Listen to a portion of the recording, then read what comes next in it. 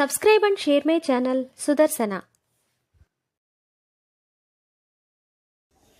శ్రీమాత్రే నమః. శ్రీ గురుభ్యో నమః.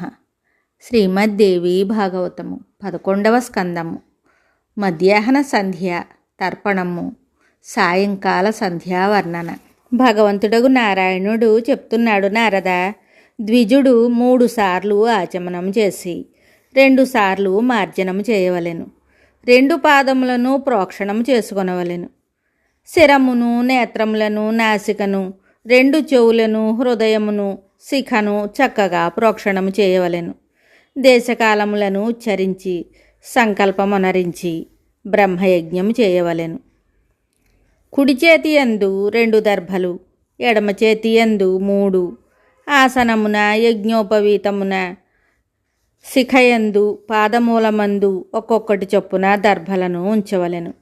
సకల పాపములు నశించుటకు, ముక్తుడగుటకు సూత్రోక్త దేవతను ప్రసన్నము చేసుకొని బ్రహ్మయజ్ఞము చేయుచున్నాను అని సంకల్పము చెప్పవలెను.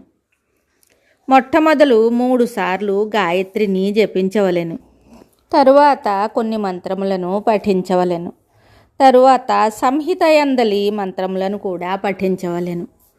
తరువాత ఋగ్వేదమునందలి మంత్రములను ఉచ్చరించవలెను. దీని తరువాత దేవతలకు తర్పణమిడి ప్రదక్షిణ చేయవలెను. ప్రజాపతి, బ్రహ్మ, వేదములు, దేవత, ఋషిగణములు, సకల ఛందస్సులు, ఓంకారము, వషట్కారము, వ్యాహృతి, సావిత్రి, గాయత్రి, యజ్ఞము, ఆకాశము, పృథివీ, అంతరిక్షము, రాత్రింబవళ్ళు, సాంఖ్యము, సిద్ధులు, సముద్రములు, నదులు, పర్వతములు, క్షేత్రములు, ఔషధములు, వనస్పతులు, గంధర్వులు, అప్సరాగణములు, నాగులు, పక్షులు, గోవులు, సాధ్యగణములు, విప్రగణములు, యక్షులు, రాక్షసులు, భూతములు, యమరాజు మొదలగు నామములను ఉచ్చరించి తర్పణమియ్యవలెను.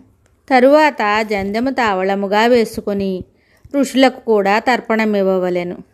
శతర్చి, మధ్యమ, గృత్సమద, విశ్వామిత్ర, వామదేవ, అత్రి, భరద్వాజ, వశిష్ఠ, ప్రగాధ, పావమాన్య, క్షుద్రసూక్త, మహాసూక్త, సనక, సనందన, సనాతన, సనత్కుమార, కపిల, ఆసురి, ఓహలి, పంచశీర్ష అనువారు ఈ ఋషులు. తరువాత అపసవ్యము చేసుకొని ఈ ఋషులకు తర్పణం ఇవ్వవలెను. సుమంతు, జైమిని, వైశంపాయన, పైల, సూత్ర, భాష్య, భారత, మహాభారత ఈ సకల ధర్మాచార్యులు తృప్తి చెందవలెను. వీరి పేర్లను ఉచ్చరించవలెను. జానంతి, వాహవి, గార్గ్య, గౌతమ, శాకల, బాభ్రవ్య, మాండవ్య, మాండుకేయ, గార్గి, వాచక్నవి, బడబ, పాతిధేయి, సులభ, మైత్రేయి, కహోల, కౌశీతక, మహాకౌశీతక, భారద్వాజ, పైంగ్య, మహాపైంగ్య, సుయజ్ఞ, సాంఖ్యాయన, ఐతరేయ, మహా ఐతరేయ, వాష్కల, శాకల, వసుజాత వక్ర, ఔదవాహి, సౌజామి, శౌనక, అశ్వలాయన వీరును ఇంకను ఇతర ఆచార్యులందరూ తృప్తులు కావలెను. తరువాత పితరులకు తర్పణం ఇవ్వవలెను.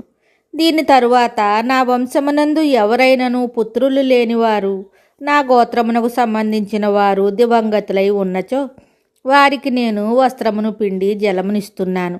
వారు దీనిని స్వీకరించెదరుగాక అని ఇట్లు పలికి వస్త్రమును పిండవలెను. మహాముని, ఈ బ్రహ్మయజ్ఞ విధానమును నీకు తెలిపితిని. సాధకుడు ఈ బ్రహ్మయజ్ఞ ఉత్తమ విధానమును పాటించవలెను. అట్టి వానికి సాంగోపాంగముగా వేదములను అధ్యయనము చేసిన ఫలితము లభించును. తరువాత వైశ్వదేవమును, నిత్యశ్రాద్ధమును చేయవలెను. ప్రతిరోజు అతిథులకు అన్నము పెట్టుట పరమ కర్తవ్యము. గోవులకు గ్రాసమునిచ్చిన తరువాత బ్రాహ్మణులతో కూర్చుని భోజనం చేయవలెను. దినమునందలి 5వ భాగమున ఈ ఉత్తమ కార్యము చేయవలెను. దినము 6వ, 7వ భాగములందు ఇతిహాస పురాణాది స్వాధ్యయనమునందు కాలము గడపవలెను. 8వ భాగము లౌకిక కార్యములకు వినియోగించవలెను. దీని తరువాత మరలా సంధ్య చేయవలెను. మిగతా కథ తరువాయి భాగంలో తెలుసుకుందాము. శుభం. Subscribe and share my channel Sudarsana.